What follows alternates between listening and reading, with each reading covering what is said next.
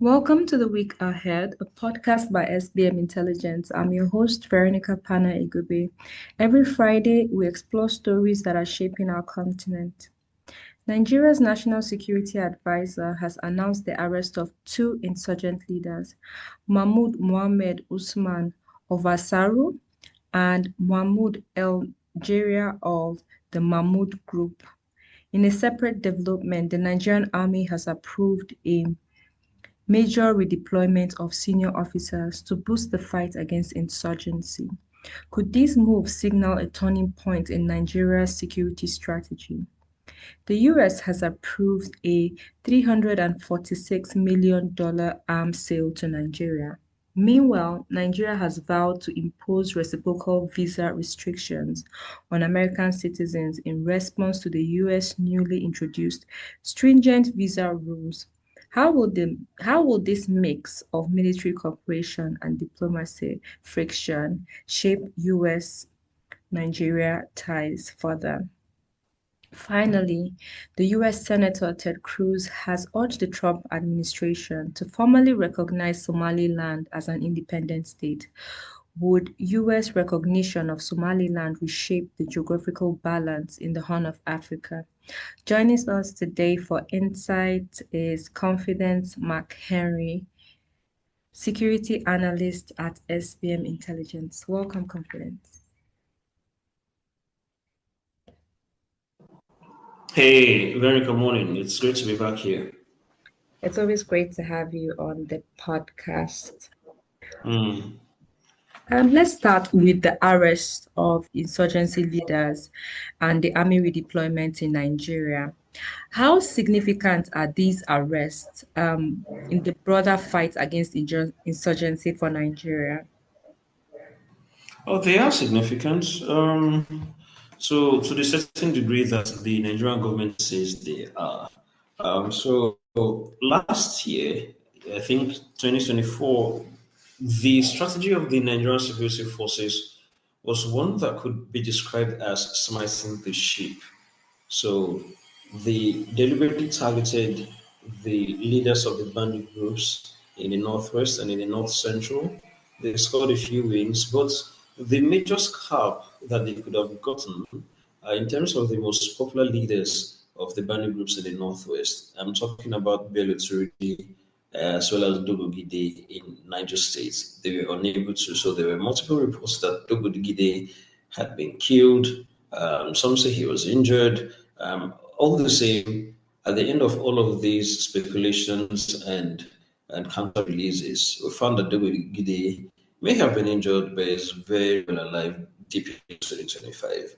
And so we are seeing the same approach being meted out to the Islamist groups in the country.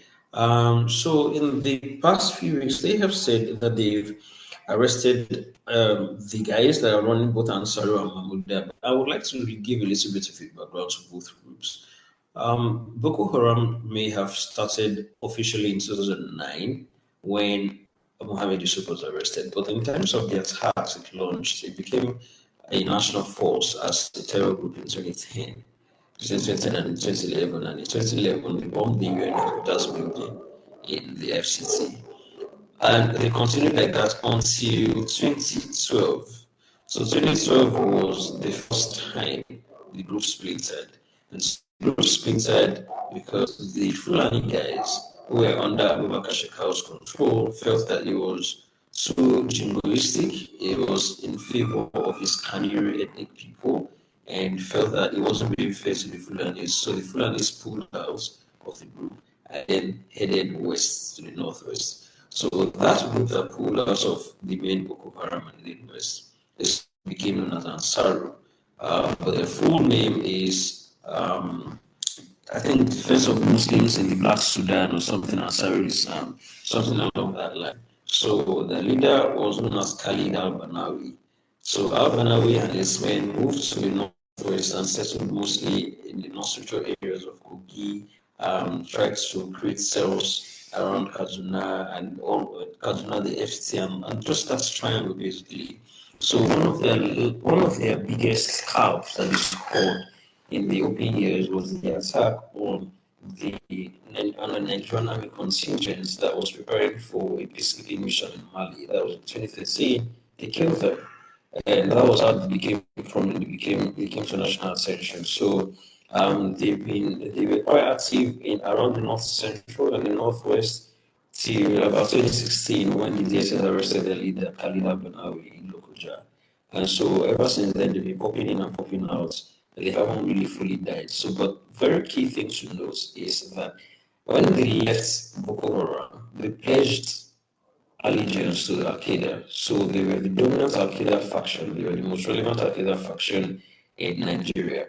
And so a few years down the line, I think that was the same 2016. That was when the Islamic State West Africa province broke away from Boko Haram. That was the second splinter group, and then when it broke out, it quickly pledged allegiance to the Islamic State. So the Islamic State in Syria and Iraq, then they were in their heydays. Over the years, we've seen the proliferation of even more armed groups. So we have the Mahmuda in Kwara, and we also have the Ligurawa in Kebbi and parts of the northwest in Sokoto. For the Mahmuda guys, when they came out, they had this, I think, audibly or orally, they were aligned with Boko Haram as the old Boko Haram faction. And so it was quite easy to see that the notion of Boko Haram. And so, to a great extent, that perception held weight.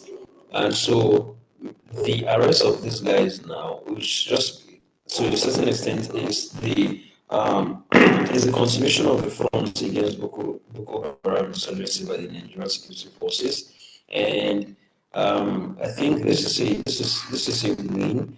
The skill and the importance of this win would be judged in the coming weeks if they are able to, if this mighty shepherd strategy is able to scatter the sheep. But if you ask me, I do not think that it's going to scatter the ship as much as we think, because history shows us that the killing of Abubakar Shekau by ISOP in 2021 April did not do enough to scatter the ship. It may destabilize the ship, they quickly regrouped, and now they're under the leadership of Bakuraduru, who has now, as we now hear, that the Ligurawa in the northwest has now pledged allegiance to us of this week. I know you say that it's not really going to have as much effect as we would have wanted it to have as Nigerians, but we're seeing also international bodies or countries like the US and the UK applaud the arrest. And the security force has also been taking like a new strategy where we saw the redeployment of major senior officers. Does this signal a strategic or is just a routine operation? And this restructure contributes in any way to the arrest of massive terrorists in Nigeria? I'm sorry, I didn't quite catch that. So my question was, although you said, okay, it did not have as much impact as we wanted, the ship would, it can be shaken a bit, but we're not going to see its size as we want to see them vanish. Now, they've had laws from international countries. We see the US, we see the UK commending the Nigerian government and the security agents for arresting these terrorist leaders, right? And we've also seen a shift in the strategy of the military where they are redeploying senior officers. Do you think that this redeployment is a strategic shift, or do you think it's a routine restructuring? And did you think that did that help in the arrest Okay. of these terrorists? Not necessarily. Maybe it might be able to shake a few things, but overall, the things that will make security better is not necessarily in the redeployment. If the redeployment of these military officers are going to help, it's not going to help in bits. It's not the year we that's what comes to expect. And the reason is this. Of course, this thing of redeployment is very statutory in the security services sector. Even in the police, you randomly get to see, it is rare to see a police commissioner spending 2 years in a particular post. They get reposted, they get moved around the country randomly. So it's the same thing in the military. And so, in a few exceptions, you may have cases where somebody who has been redeployed might be goes to a particular field of operations. So, for instance, the commander of Operation Safe Haven in 2018 was quite applauded by people in the north central states of Plateau and environs for how he was able to bring peace, relative peace to their communities. And so I think they heavily protested against his deployment at the end of his exercise there. So in one of those few cases, you might see exceptions where redeployed commanders get to excel well primary assignment, but we do not see the same approach bearing fruit in terms of the national deployment. So where you're likely to see better results is if the service chiefs are changed. So the service chiefs come with their own, the new service chiefs usually come with their own strategy on how they think they can produce the war against security a lot better than their predecessors did, or a lot worse than their predecessors did. And so you're likely to get changes at the top easier, which is also quite rare, I'm not speaking, than you would get it if you're just doing the redeployments between services without changing the leaders of these agencies. But when they change, right, and the leaders go into the field, don't you think that there's more communication between the senior officers and those in the field? Because most times they'll say the leaders don't experience what those in the field experience. But if you remove those senior officers and take them to the field, aren't they? Don't they have that opportunity to see what's happening? Not only to see what's happening, but to also interact with those who are in the field and what they are facing and relate that to top officials, as you mentioned.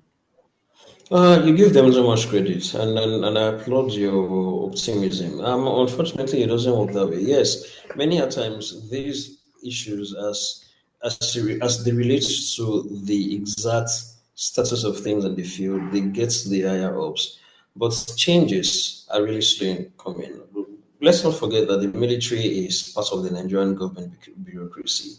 It's it might not be that they sit down all the while and then they carry guns. They sit down all the right and push papers in their own cases they carry guns. But let's also realize that they're the government, so things do not move as fast as you come to expect, because sometimes the status quo favors some certain classes of people, and so the sometimes the resources you're looking for is simply not there, you know. And so some of the things that you come to expect that say you get to the field, you see how poorly equipped or poorly resourced the soldiers are. You expect that things are going to change.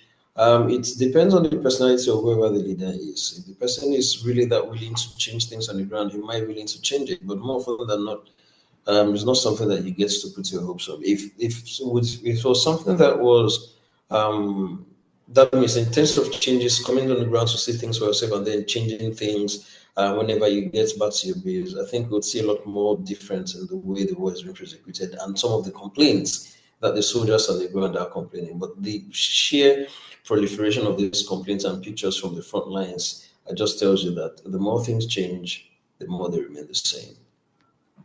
I mean, this story links to our second story because if we're talking about the military not having much equipment and having arms, US is approving sales for arms in the, I mean, you're having $346 million. This is a huge deal, which will be able to bring more arms and ammunition for Nigeria to be able to fight insurgency. Um, why do you think this approval is coming at this time? Does it tell of the Washington security priorities in West Africa? And would this deal have a huge impact for Nigeria's insurgency capabilities to be able to fight, I mean, terrorist groups existing in Nigeria? So we have to look at the geographical context and the background by which these things are happening. So we have new, well, not so new if you count the 8 months that they've been in office. Today makes it like 8 months since the second Trump administration was inaugurated. So we have a new government in the White House in the US that have a different approach to American foreign policy, and its mantra is mostly trade, not aid. So it has cut back on foreign development supports, cut back on funding on so many of these humanitarian programs, things like LGBTQ rights, human rights. So make matters worse, it has even told us, I saw a State Department circular the other day after the laid off over 1,000 staffers that said that um, their foreign service officers in other countries should no longer comment on the integrity of the elections in their primary places of assignment. So all they just have to do is whoever the electoral umpire declares as winner, they should just congratulate the person and keep it moving. So it's a departure from the past where the United States can either keep or they could issue veiled protests of the way elections are being held, or the integrity and the fairness of the election. So we are seeing all of these changes with the Trump administration, who doesn't really give a toss about your ideological opinions. It is about just the money. Let's do a deal. And so in last week, or not necessarily this month rather, but the entirety of the last 8 months, what has dominated the American foreign relations is tit for tat. Has really been in regards to the trade wars and the whole tariffs thing. Because in the past, the first Trump administration, the ire of the White House was on China. So that's why you had the tariff wars and the trade wars. But now in this dispensation, every other person is feeling it. Everybody is getting some. So Nigeria was one of those countries that were slapped about 10 to 15% tariffs. And so to make things easier, to smoothen things with the Trump administration, some of these other countries have sort of pledged to get many to open their countries to American investments, to buy more American goods. Like the EU, the European Union have this trade agreement with the US a couple of weeks ago, where it was announced they were going to invest about 600 billion euros into American economy. The Saudis are also doing the same thing. So I think Nigeria may not have as much money as what the Saudis and the European Union are offering, and so in their own way of complementing this, they decided to opt for security partnerships in which Like a America. strategy. Interesting. Yeah, yeah, needs based. We have an insurgency. We have active insurgencies. Our security forces are fighting. So why don't you just give us? So the Americans were the ones that announced the deal. Curiously, though, the Nigerians have been silent in this regard, and so there have been questions as to whether the amount of arms, the amount of weapons that have been sold to Nigeria, if it is really what the Nigerians actually do need.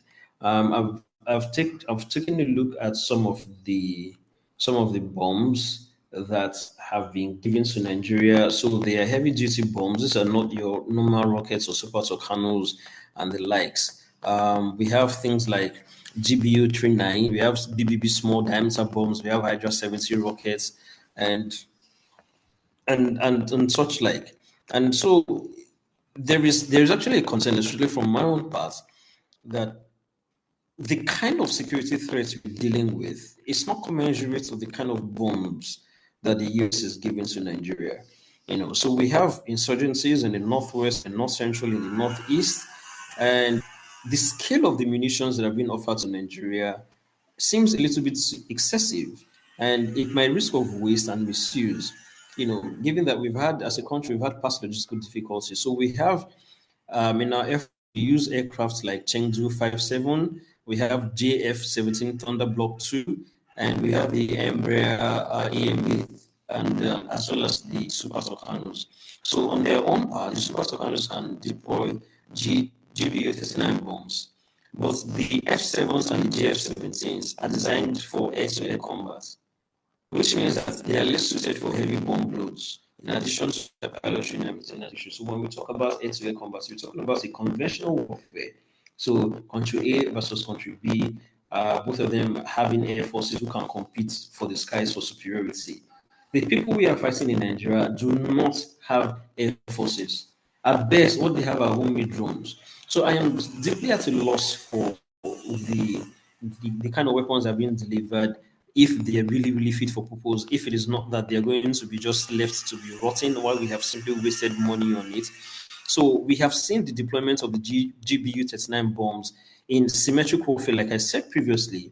We've seen it in America's war against Iraq in 2003. We have also seen it in the war between Russia and Ukraine since 2022. We've also seen the Hydra 70 rockets. I think that's understandable, since these rockets could be used against insurgent forces, because we've seen the US deploy the same in Afghanistan. But one thing we should also note is that Nigeria's conditions, such as what we have in Chad, we have scattered insurgents. They're not the same thing like what we have pitched battles in, say, Afghanistan, or pitched battles between Russia and Ukraine.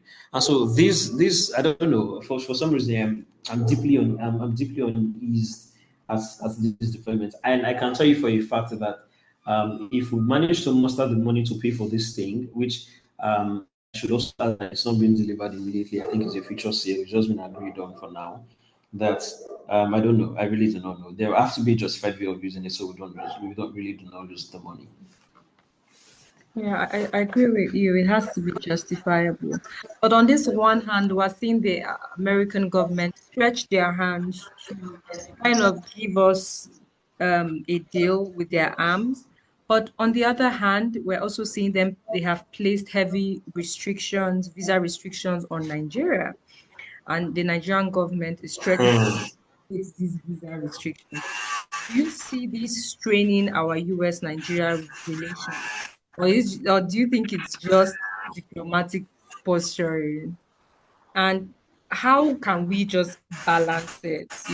We have security cooperation with the US, and how do we also assert our sovereignty in our diplomatic matters?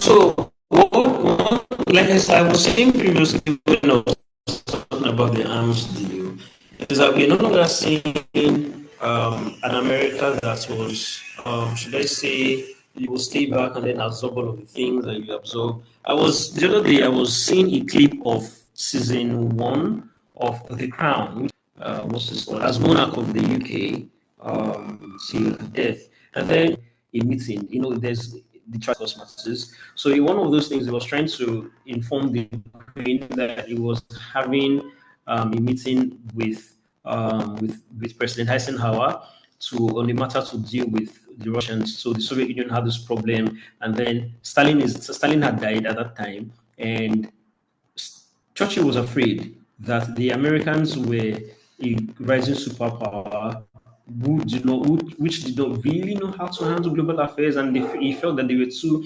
tempestuous, and so they needed an old hand in the UK and him to sort of guide their hand in dealing with the Soviets. So you could see bits of that fear that Churchill had at that time. You could see bits of that same fear coming full circle in 2025, where we're now seeing the bravado American foreign policy, where they do not really care whose horse is God. They will call you out. They will say things that are very undiplomatic. They don't care if you like it or not, and they don't want you in their country, and they will do everything to make sure that you don't come to their country and everything. So this visa tit for tat is one of them. So they will look for every loophole in the book to make sure that they deny you visa. So, but in one of these cases, I do not really blame them, because the last visa reciprocity thing they did, where they limited Nigerian entry to the US for a 3-month validity, they said it was a reciprocation of what the Nigerian government has been doing to American citizens who are looking to visit Nigeria. And so their justification was, each time you come to Nigeria, you have to pay a French visa fee. You're not getting a 5-year validity visa. You're not getting a 2-year, 10-year validity visa that the US usually does. So each time you leave Nigeria, if you're coming back, you have to pay a visa fee. And so the US felt that this was cheating. So I think they privately reached out to the Nigerians. The Nigerians refused to reverse course, and then decided that, okay, we're going to act. And so, in a bid to crack down on people and illegals or countries who don't really like their nationals coming to the US, with the ostensible reason of overstays, they have decided that they are going to introduce new restriction regimes. And the first they brought was the whole social media vetting thing.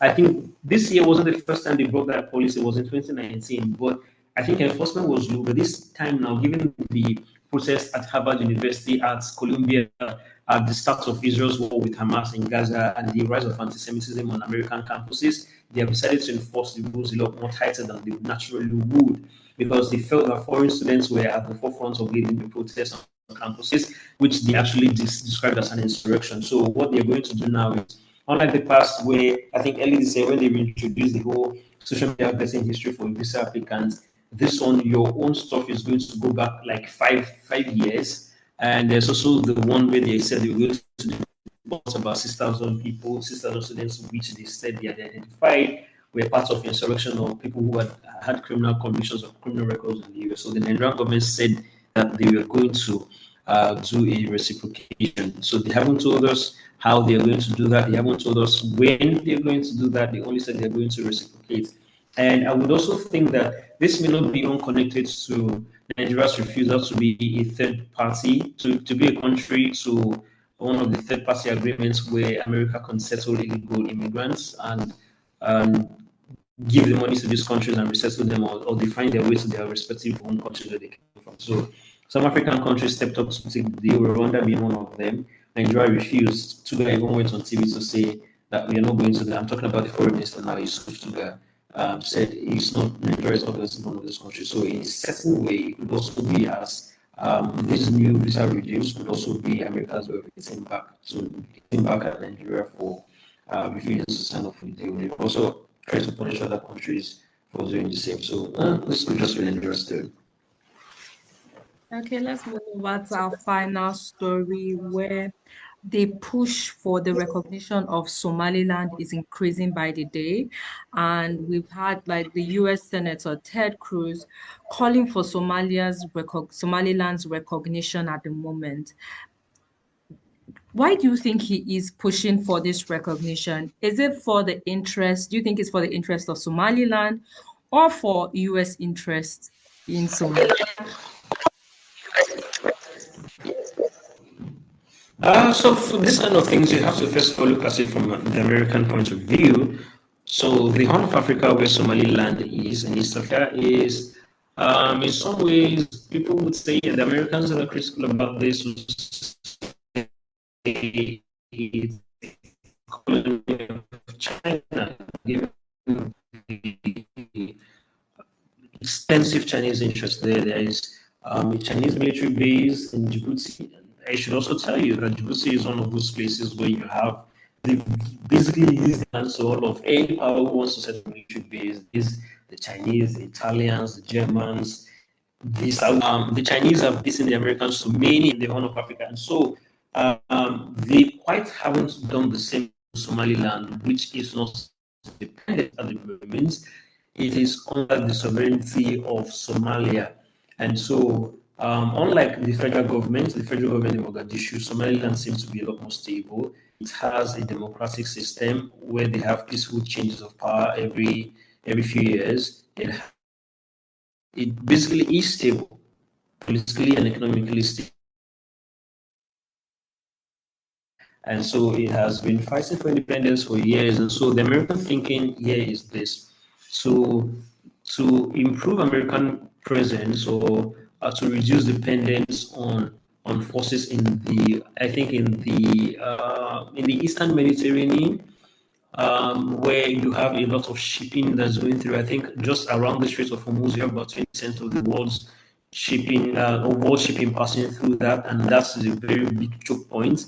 As we got to see when the war between Israel and Hamas started, and then the Houthis in Yemen took advantage of their proximity to the Gulf of Aden and started harassing ships that are going, that are either American, Western, or going in and out of Israel. So, from the American perspective, it helps them if Somaliland is independence. It helps them keep a base in the port of Beira in Somali, and we're able to see some stuff. And then it could also give them an anchor where we counter Chinese influence. I should warn you, or I should reiterate that this policy of countering Chinese influence or Russian influence dates as far back as 2018 when the Trump doctrine for the US Africa policy came to bear, as noted by John Bolton, the then National Security Advisor. He noted that American engagements with Africa is now going to be one of strategic competition, matching China and Russia wherever they might be.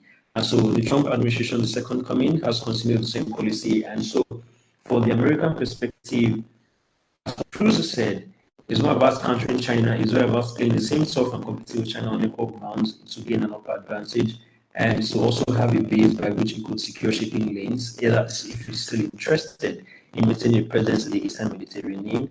And on the other hand, it gives them that ability to project power away from their presence at Cambodia, in Djibouti, and to other places where they could reach the Bab el Mandeb Strait, one of the most dangerous places in and around the eastern and western Mediterranean.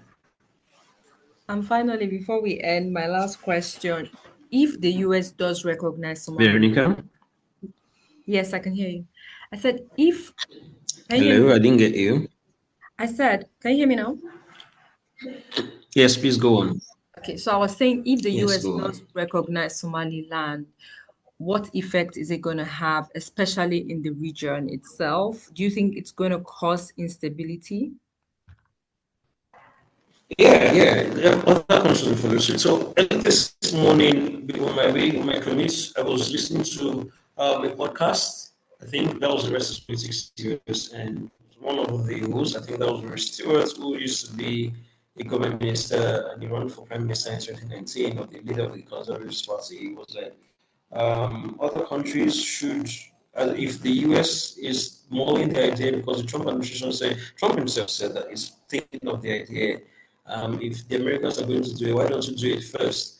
So if the Americans do it, I think it's going to take up to 24 hours before the Ethiopians jump on it, because the Ethiopians got into hot water with the Somalians when they offered Somaliland stakes in Ethiopian Airlines and a future possible recognition in exchange for the Ethiopians setting up a naval base or a port at the port of Berbera for a facilitation of international trade. So I should add to our listeners that Ethiopia does not have sea access. It's one of the biggest countries in the world without sea access, which it lost. It lost its sea access in 1991, 1993, when Eritrea broke away from the Ethiopian state, and ever since then, it's packed up its navy. I'm talking about Ethiopia now. It's packed up its navy and has been conducting international trade via Djibouti. And so, Prime Minister Abiy Ahmed, towards the end of 2023, said that it's a strategic imperative for Ethiopia to have access to the sea, and they're going to get it by hook or by crook. Said something along that lines, anyways. So one of the places I identified was Somaliland, and that deal got Somalia so angry that they had to go look for defense agreements and partnerships with Turkey as well as Egypt. The latter being a strategic rival of Ethiopia, being over the Grand Ethiopian Renaissance Dam. So, yeah, so the point I was going to make is that it wasn't going to take up to 24 hours if the Trump administration says that we recognize Somaliland. The Ethiopians are going to follow suit. And I think the next people on the block that are going to follow suit will be the Emiratis, because in the same ports where the Ethiopians are eyeing, the Emiratis have shipping and maritime interests, construction interests. I think it's being run by DP World, which is an Emirati company. So other countries are likely to follow suit. So as to the pros and cons, it's going to destabilize the horn. It's likely going to destabilize the horn for a certain degree, and it's going to likely lead to the dismemberment of Ethiopia, because if you recognize Somaliland today, it becomes independent today. Um, we are likely to see the same thing going for Puntland. The Puntland, they're also going to have their own agitation rather. We are also going to have the same clamor from Jubaland and so many others. So that may likely lead to the acceleration and decline of it's already declining. So it may accelerate the decline of the Somalian state as we know it. It's going to likely reconfigure counterterrorism and security partnerships in the region, and is going to reconfigure a lot of politics in the Horn of Africa. So, on one hand, the people who fear that this might lead to a destabilization of the region are not entirely wrong, but I do think that recognition is going to bring a lot of its pros and cons, and those who are pining for this recognition are both from the Somalilanders themselves as well as those in DC, the DC foreign policy think tanks. They actually counter the cost. Thank you very much, Confidence, for joining us on this episode. Your expertise in security, I mean, you shed so much light, on the issues that we had discussed. So thank you very much. Thank you for having me. To all our listeners, this podcast is by SBM Intelligence. You can access our podcast by searching for SBM Intelligence anywhere you find podcasts. For deeper insights into our work, visit our website, sbmintel.com. Remember to connect with us on all our social media platforms. You can find us on X, Facebook, Blue Sky, LinkedIn at SBM Intelligence. Thank you for listening today.